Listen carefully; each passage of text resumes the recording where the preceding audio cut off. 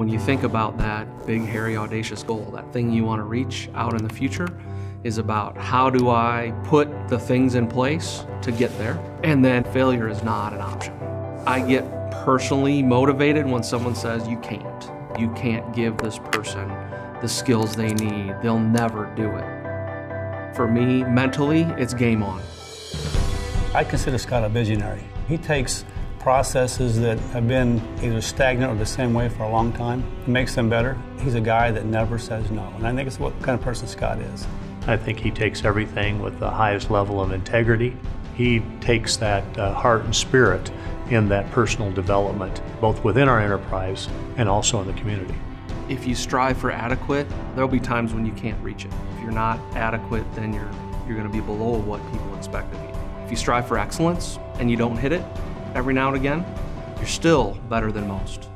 Scott kind of drilled it in my head. As long as you give your best, you'll get your best, and if you don't, you gave your best. That's all you can ask for. Even if you fail, at least you gave your best. You can sleep well at night. If you've been to a point where you don't have a job, and someone takes the time and effort to invest in you, that's a big deal. If we all think about what we were like 16, 17, 18, 19, none of us were likely super successful.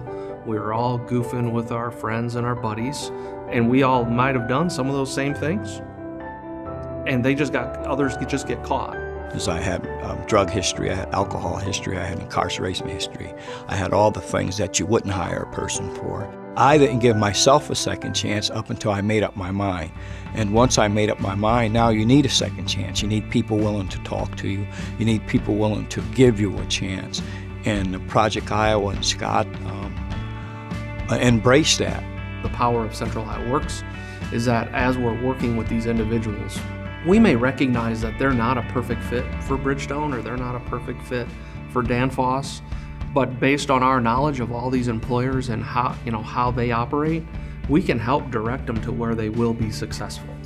Scott is very in tune with understanding that there's a match in skill, and if we don't have that match, perhaps we can educate towards it, and if that does not match within our business here, that we would hope that there would be a match and an opportunity with another business in Central Iowa. I saw in Scott he had a passion for what he was doing and the people he's working with, because he would offer his time outside of class, and he would take his time to break it down to you to where you understood what was going on. Scott has a great sense of direction and self-direction, and to identify exactly what the map is, what the map's going to look like to the future, he may not have it. But I can tell you when he's done, he can specify exactly what that map looked like to get there.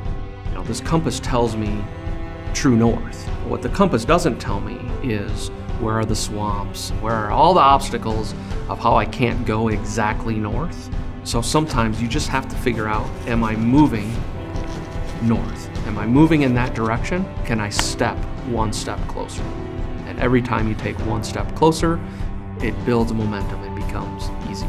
People say, well, we can't do this and we can't do that and it's not possible. We always have to step forward. We can't just stop and wait. My philosophy is that we always have to try and figure out a way. We have to get to the result. It's the right thing to do. We have to keep moving forward.